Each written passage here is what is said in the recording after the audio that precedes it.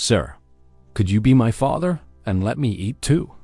A poor little girl asked a millionaire and was stunned. Picture a luxurious restaurant in New York, filled with businessmen in expensive suits and women dressed in high fashion. The atmosphere is quiet, refined, exclusive. Suddenly, a poor girl in worn clothes and bare feet walks across the dining room. Every head turns in shock. The Mater D rushes to throw her out, but she stops in front of a lonely millionaire and says, "Sir, could you be my father? And let me eat too." That single sentence changes everything. What seemed like just another ordinary night turns into a powerful story of love, struggle, and redemption. A story that will keep you captivated until the very end. Subscribe to our channel, hit the like button, and let us know in the comments where you're watching from. The Waverly and Pine in Manhattan was known as one of the most exclusive addresses in the city. That evening, its immaculate tables were filled with businessmen in tailored suits, women in evening gowns, and wealthy tourists eager to order the most expensive dishes just to prove they could. Soft jazz floated through the air, giving the room a refined background, while waiters moved in rehearsed steps, balancing trays of French wines and plates crafted like works of art. Among the patrons, at a table by the window, Ethan Caldwell sat dining alone. At 34, the tech magnate who had built his fortune from scratch looked at the plate in front of him as if it were just another task to get through. The food remained untouched. His phone buzzed nonstop with work messages, and nothing could shake the emptiness that clung to him. He took short sips of ice water, trying to drown out the monotony of his routine. Respected and feared in business, here he was just another man, staring at a costly meal with nothing but boredom for company. While Ethan drifted into thought, the restaurant's revolving door turned once more. It wasn't an elegant couple or a familiar guest. It was a small girl in a worn-out dress, barefoot, her eyes restless. She crossed the red carpet, drawing every gaze instantly. Conversations fell silent, and heads turned toward the figure who didn't belong. Security started to rise, and the Mater D, frowning, moved quickly to remove her. But the girl didn't stop. She walked forward with unsteady steps, weaving between chairs and tables until she reached Ethan's. Her eyes were locked on him, as if instinct had chosen him. The Mater D hurried over, anxious to clear the scene before any important guest complained. Yet before anyone could touch her, the girl placed her small hands on the back of Ethan's chair and spoke in a trembling but determined voice. "Sir, could you be my father? And let me eat too?" The words rippled through the room like a shockwave. Some guests gasped, others shook their heads in disapproval, and a few gave nervous laughs. Ethan slowly lifted his eyes and met hers large, weary, hungry. The Mater D, stiff-faced, muttered, "Forgive us, Mr. Caldwell. I'll have her removed immediately." But Ethan raised his hand firmly. "No, she stays." The silence grew heavier. The Mater D blinked, startled, and began to protest about rules and standards. Ethan cut him off. "Bring her warm bread, vegetable soup, and water. Quickly." The waiters hesitated, unsure, but obeyed. The girl, who had braced herself to be thrown out, let a shy smile slip across her face, as if she had stumbled into shelter in the middle of a storm. A dining room used to cold dinners and calculated conversations had just witnessed something utterly unexpected. Ethan pulled out the chair beside him and motioned for the girl to sit. "You need to wash your hands first," he said calmly. She looked around nervously until he added, "I'll wait for you." With no other option, the Mater D directed her to the restroom, a waiter following along. Minutes later she returned, her small hands red from scrubbing, her hair damp and tousled. She climbed onto the chair carefully, as if afraid she might break something. The bread arrived warm, and she clutched a piece as though it were treasure. "What's your name?" Ethan asked. "Lily," she answered before taking a bite. "And yours?" "Ethan."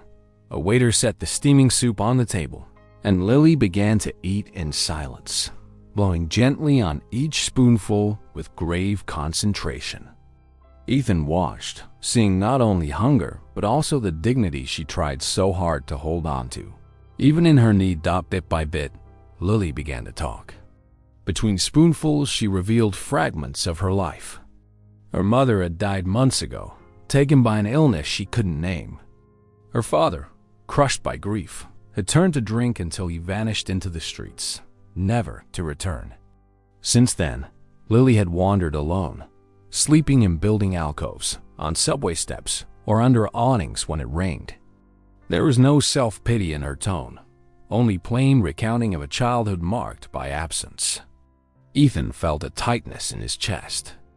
He was used to numbers, contracts, and deadlines, but no spreadsheet could capture what she had lived.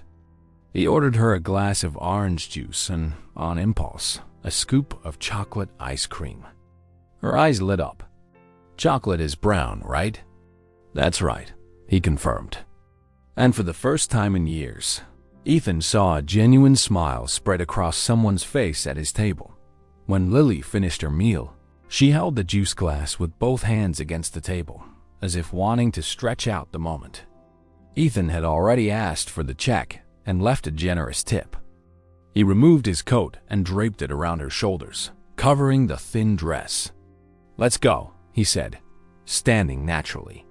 Lily followed without protest, astonished at how easily he accepted her. Guests' eyes trailed them to the door, some critical, others moved, but none of that mattered. Outside, Manhattan's cold night air wrapped around them. Ethan adjusted the coat over her small frame and called for his driver, resolved not to let her return to the streets. The evening, which had begun as just another in a long line of empty ones, ended differently.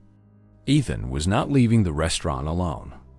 At his side walked Lily, and though he couldn't yet explain it, he knew his life had just changed forever.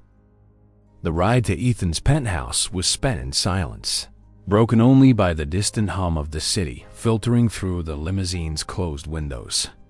Curled up under his coat, Lily pressed her face to the glass, watching the lights flash by as if it were a show she didn't want to miss. Every skyscraper seemed taller than she could imagine, and the glowing avenues reflected in her curious eyes. Ethan, seated beside her, watched each reaction quietly, wondering at what precise moment this child he didn't know had become his responsibility. The driver, long accustomed to chauffeuring executives and business partners, glanced in the rearview mirror with surprise but said nothing.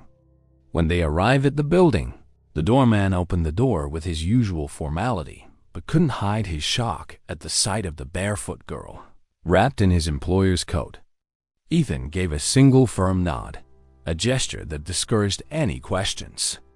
They crossed the marble lobby, entered the elevator, and rode to the top floor, where the doors opened onto an apartment that felt more like a palace suspended above. Manhattan.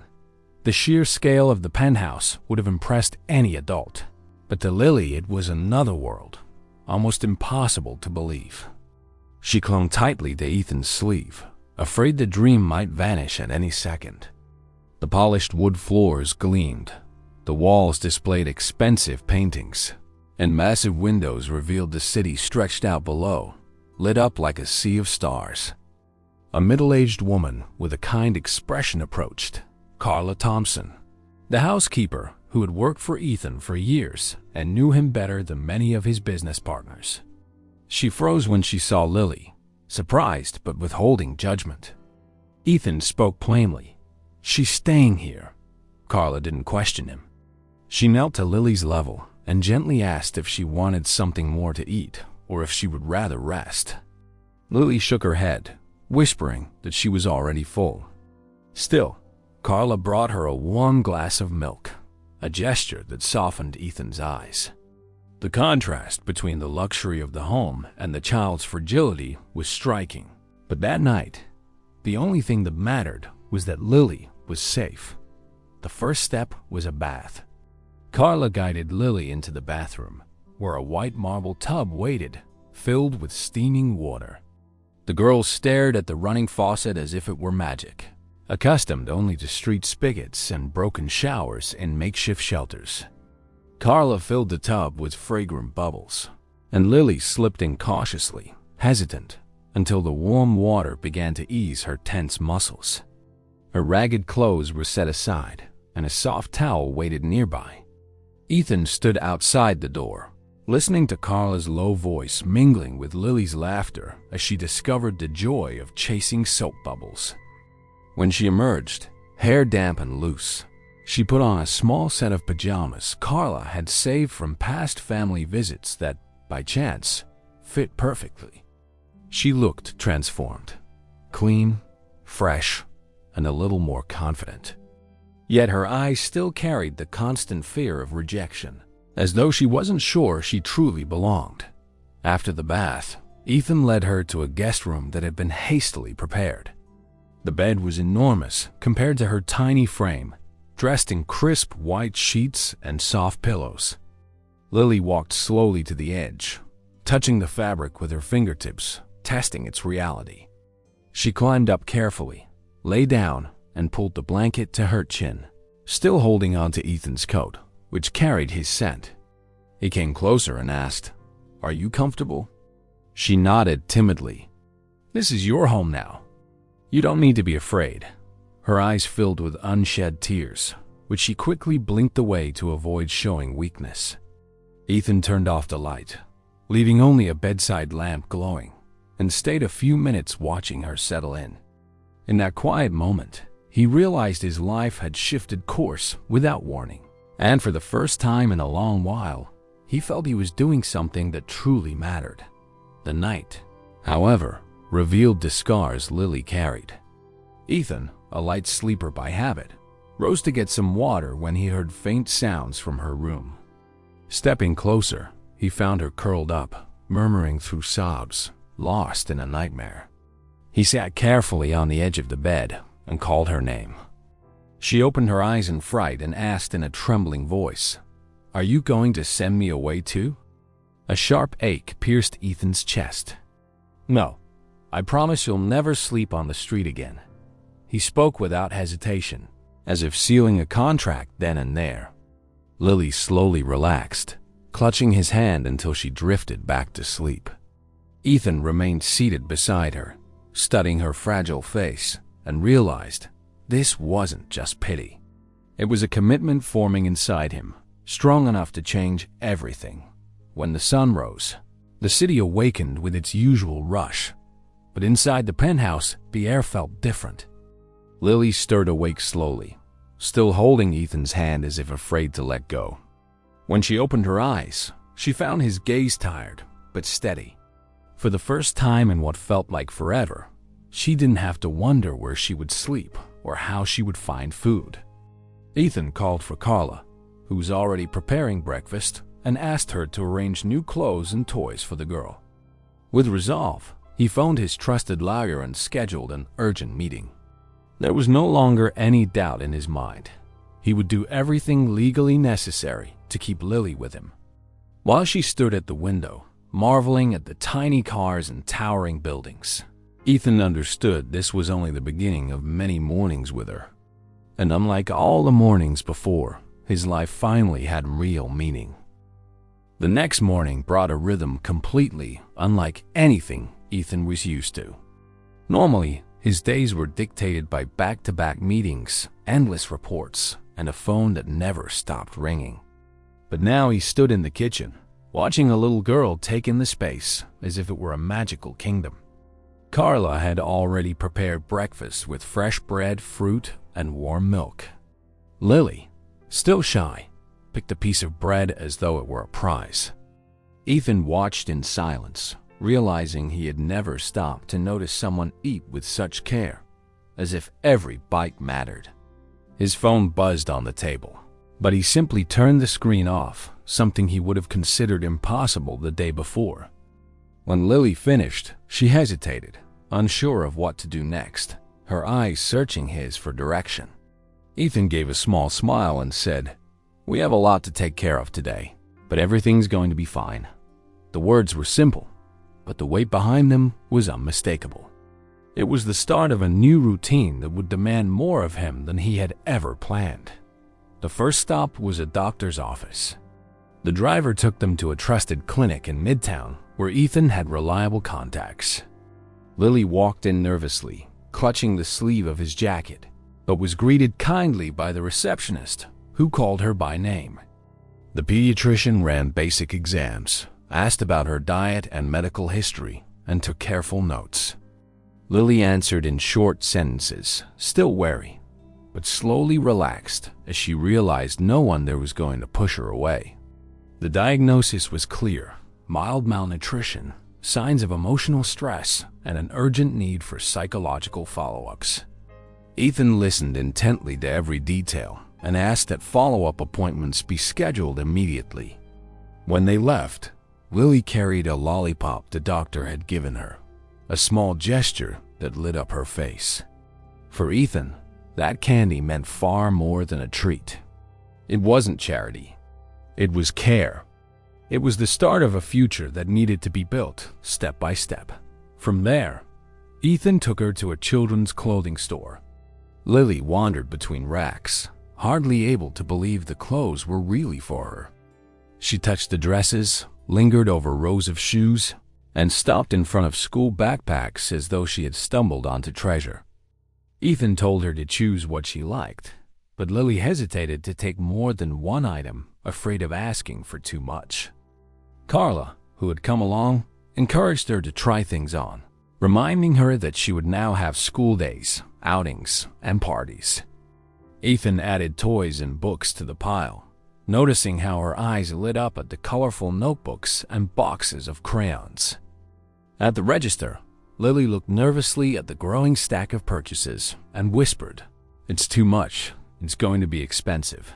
Ethan crouched down and answered, "Don't worry. All of this is yours.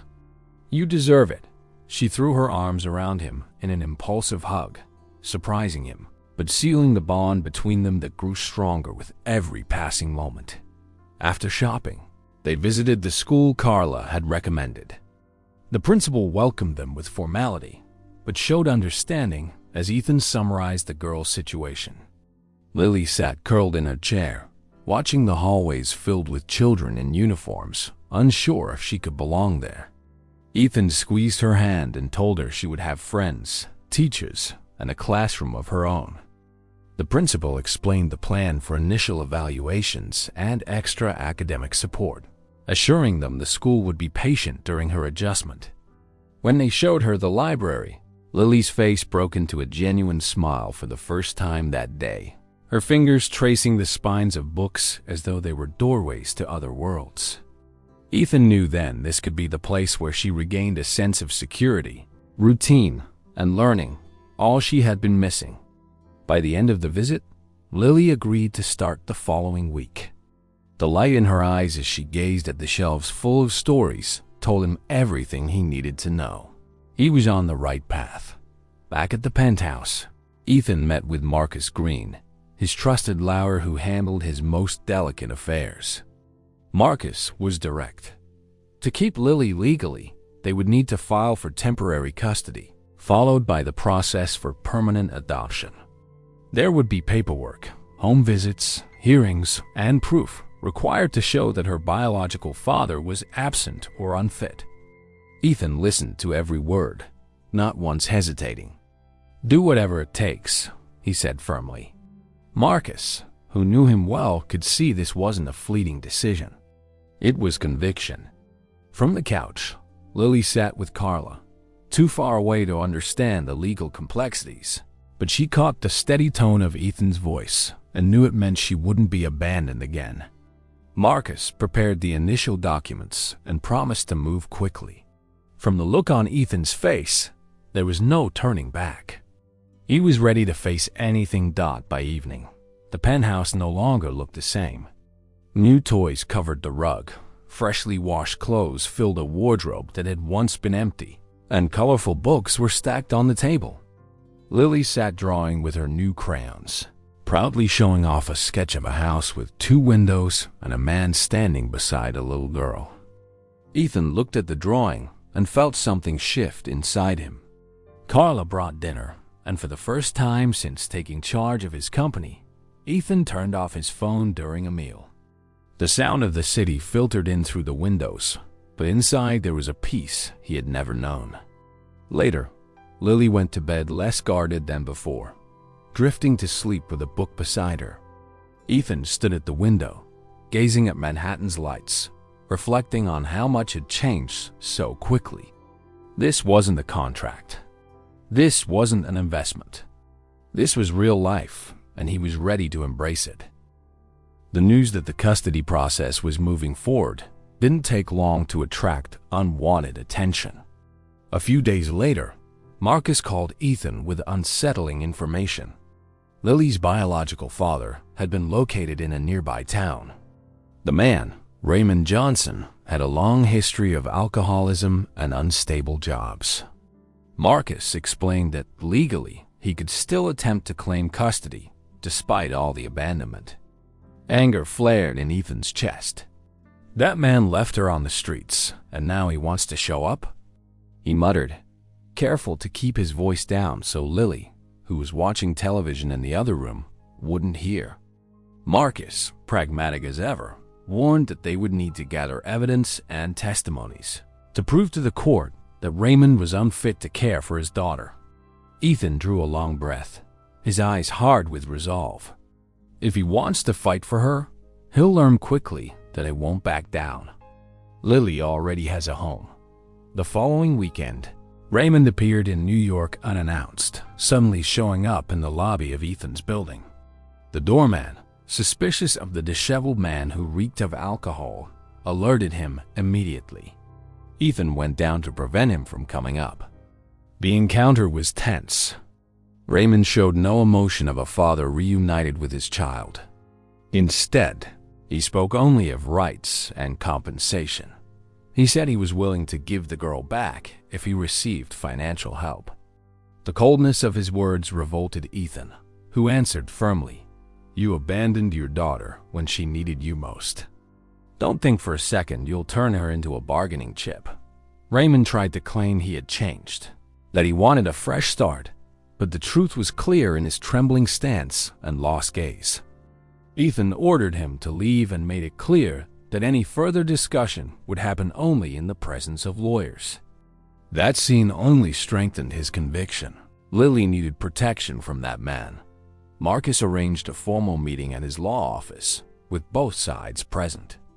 Raymond arrived unkempt, attempting to mask a hangover, but it didn't take long for his true motive to spill out.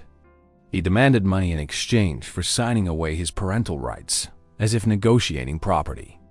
Marcus, seasoned in tough legal battles, pressed him with questions about the abandonment, the months Lily spent alone, and his complete lack of support. Every answer from Raymond only reinforced Ethan's case. The attorney explained that any attempt Raymond made to regain custody would be easily challenged, given his record of neglect and absence of any bond with the child. Frustrated, Raymond stormed out, promising he would return with proof that he could be a father. Ethan, though burning with anger, knew this chapter wasn't over. But now he felt more prepared to face it. Meanwhile, Lily was beginning to thrive in her new routine. School was challenging, but she showed intelligence and curiosity. Her teachers described her as attentive and hardworking, though still marked by lingering insecurities. Ethan was actively involved, attending meetings and engaging with her projects. At home, her bedroom came alive with drawings and books, and laughter began filling the once quiet halls. Their bond grew stronger through every small gesture, helping with homework, reading bedtime stories, making pancakes on Sundays. Lily had already started calling him "my Ethan," a phrase that made it clear she was feeling safe. For him, every word from her lips was proof that he was on the right path, and nothing Raymond could do would ever shake that trust. The tension escalated when Raymond tried to show up at the school, demanding to see his daughter. Following protocol, the administration immediately contacted Ethan, who arrived within minutes. Lily, frightened, ran straight into his arms, begging him not to leave her. The confrontation unfolded in front of teachers. Ethan kept his tone firm but controlled. "You will not use this place to scare my daughter. If you have anything to resolve, it will be in court." Raymond, clearly drunk, caused a scene, further reinforcing his image of instability. The school documented the incident in a report, something Marcus assured would be invaluable to the case. Ethan took Lily home, easing her shaken nerves with a walk through Central Park. The little girl clutched his hand the entire time. It was then that Ethan realized this was no longer just a matter of legal responsibility. He was her safe haven. Weeks that followed were filled with legal preparation. Marcus gathered witnesses, medical reports, school statements, and even records from the restaurant where it had all begun. Ethan's case was strong, but he knew courts could be unpredictable. At night, while Lily slept, he lay awake reflecting on how much his life had changed. Once, his days had been guided by profit and ambition. Now, every decision was shaped by a child who had given his life meaning. When the court date was finally set, Ethan's anxiety grew, but so did his unshakable certainty. No matter how hard Raymond pushed, he would never allow Lily to be taken from the home they had built together. Deep down, he believed the truth would be enough to win. The day of the hearing arrived, carrying the weight of a decision that could change everything. Ethan woke before dawn, unable to sleep. He stood for a few minutes outside Lily's bedroom door, listening to the soft rhythm of her breathing. When he finally stepped inside, he found her curled up under the blankets, clutching the teddy bear he had bought her weeks earlier. For a moment, fear consumed him. What if the judge decided she should go back to Raymond? The thought of seeing her abandoned again, left to fend for herself on the streets, made him tremble. Still, he masked his dread with a calm smile when Lily opened her eyes. "Ready for an important day?" he asked, brushing back her clean, neatly kept hair. Lily nodded, unaware of the full weight of what was coming, but completely trusting him. It was that trust Ethan feared losing, and it was why he promised himself he would do whatever it took to protect her. Inside the courtroom, the atmosphere was cold and formal, but Ethan kept Lily close. She wore a simple blue dress she had picked out herself and carried a sketchbook she insisted on bringing along. When Raymond walked in, the impact was immediate. He looked worn down, unshaven, his eyes vacant, though he tried to put on a mask of dignity. The judge called for silence and opened the session, giving the floor to the attorneys. Marcus laid out the evidence, the abandonment, medical reports, school statements, even the record of Raymond's drunken scene at the school. On the other side, Raymond's lawyer argued for second chances, claiming the father just needed support to take care of his child again. Ethan listened to every word, struggling to contain his anger, but Lily's small hand in his helped him keep his composure. When it was Lily's turn to speak, the entire courtroom fell silent. The judge asked gently if she wanted to say something, and the little girl, gripping Ethan's hand tightly, spoke in a soft but steady voice. "Your Honor, I just want to stay with Ethan. He gives me food, helps me with school, reads me stories every night, and calls me his daughter. My other dad left me all alone, and I don't want to go back." The simplicity of her words cut through the air with a truth no one could deny. Ethan's eyes welled with tears, but he never let go of her hand. Lily's honesty wasn't rehearsed. It was pure. The judge paused, taking careful notes. Raymond tried to protest, claiming it was all manipulation, but the bitterness in his tone only underscored the difference between him and the man who now stood as Lily's true father. Raymond's defense weakened further when the judge questioned his months-long absence. He fumbled for answers, contradicting himself, mentioning drinking problems and debts, trying to pin blame on others. Marcus seized on every inconsistency, proving there was no genuine remorse, only an interest in financial gain. Ethan stayed silent, but inside he battled waves of anger. His eyes remained fixed on Lily, who sat quietly sketching in her notebook, oblivious to the legal maneuvers swirling around her. To her, the essential truth had already been decided. Ethan was her safe place. Still, the fear of losing her hammered at his heart with every back-and-forth exchange. It was like watching his daughter's life argued over in a game he couldn't control, and all he could do was trust the justice system and mark his thought at the end of the session. The judge announced that the decision would be delivered the next day, after reviewing all documents. The wait was torment. Back at the penthouse, Ethan couldn't hide his tension, pacing from one end of the room to the other, unable to relax. Lily, sensing his unease, climbed into his lap, as if to remind him they were in this together. "You're not going to leave me, right?"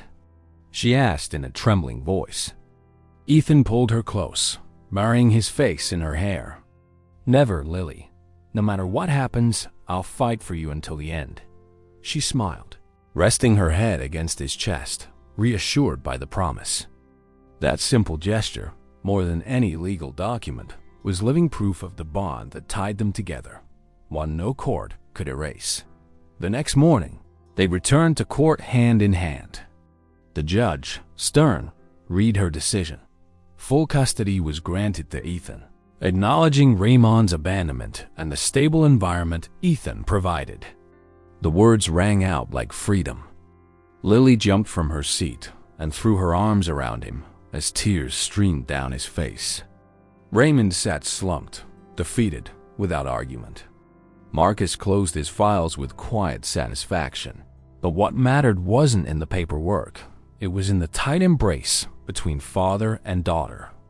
As they exited the courthouse, journalists scrambled to capture the moment. But Ethan simply lifted Lily into his arms and walked past the flashing cameras without a glance. This victory wasn't about reputation or power. It was about love, care, and choice. And as they stepped out into the world together, Ethan knew with certainty that he would never be alone again. Life after the court's decision took on a completely different rhythm, one marked by a calm Ethan had never known before. The penthouse, once a cold and silent space, now pulsed with life.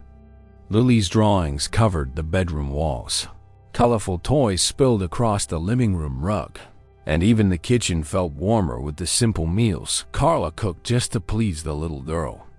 Ethan, who used to spend nights in endless meetings or on business flights, now shaped his days around a more human schedule. He made it a point to be there for breakfast, to walk Lily to school, to pick her up whenever he could. Work still existed, but it was no longer the absolute priority. The look in his daughter's eyes, her laughter, even her small tantrums, those had become the commitments he valued most. The home that once symbolized nothing more than status had transformed into a place alive, vibrant, and filled with real meaning. Lily, in turn, blossomed with every passing day. At school, she was no longer the timid girl afraid of rejection. She was making friends, joining class activities with enthusiasm, and falling in love with the library. Her teachers praised her progress, noting how quickly she was regaining the confidence lost during her years of abandonment. At home, she expressed her affection freely, hugging Ethan out of the blue or calling him dad in casual conversation. Each time he heard that word, his chest tightened with a mix of pride and emotion. No contract or signature was needed to confirm what was already clear. They were family. Sometimes the fear of losing her still crept into his thoughts at night, but the memory of the court ruling eased his mind. Above all, Lily herself, with every small gesture, reaffirmed her choice to stay by his side. Weekends became sacred. Ethan organized outings to Central Park, where they ran, rode bikes, and shared impromptu picnics. Lily loved throwing a frisbee, bursting into laughter each time her aim went wide. Sometimes they spent entire afternoons at the zoo, where she marveled at lions and giraffes, or at the movies, sharing oversized buckets of popcorn. These seemingly simple moments were the most precious to Ethan. Watching Lily smile freely, without fear of rejection, was living proof that they had already won. And each time she reached for his hand on the way back home, he felt the emptiness inside him had completely dissolved. The loneliness that once defined his life had been replaced by the presence of the daughter he had chosen to love at home. The routines took on a special glow of their own. Ethan developed the habit of reading bedtime stories every night. Lily picked the books, and he would do funny voices for the characters, making her laugh until her belly hurt. Afterward, he turned off the light but always stayed by her bed for a few extra minutes until she fell asleep. There were study days too, when he tried helping with her math homework, often confused by the new methods, making Lily giggle at his struggles. On Sundays, they cooked with Carla, who taught Lily how to bake simple cookies, leaving the kitchen covered in flour and laughter. These small traditions built a true sense of home and belonging, something no luxury mansion on its own could provide. Their life together was a daily routine of affection and mutual care, something money could never buy. Over time, Ethan and Lily's story drew attention beyond the walls of the penthouse. Journalists tried to turn the adoption into headlines, but he always refused interviews, protecting his daughter's privacy. What mattered wasn't the public image, but the life they were building together. Still, within his inner circles, it became obvious that Ethan had changed for good. Business partners commented on his new outlook. Employees noticed a lighter atmosphere at work, and even old friends realized he had become a more grounded, more human man. This change didn't come from speeches but from everyday actions. With Lily by his side, Ethan had discovered a purpose that money had never given him. And it showed in everything: how he looked at life, how he approached challenges, and how he carried himself each day. One ordinary night, after a day full of laughter and small victories, Ethan walked into Lily's room and found her fast asleep, hugging her teddy bear. He stood there for a long moment, just watching. Her steady breathing was like music that eased his thoughts. He felt a quiet pride and a deep gratitude for the path that had brought them together. He remembered that night at the restaurant when it had all begun, realizing how that unexpected moment had changed both their lives forever. Leaning down, he kissed his daughter's forehead and whispered, "I promise I'll always take care of you." As he stepped out, he paused at the window, looking out over the endless lights of the city, and smiled, knowing that among all those lights, he had found the only one that truly mattered. The end. So, what did you think of this story? Don't forget to like the video and subscribe to the channel to keep enjoying stories like this one. See you next time.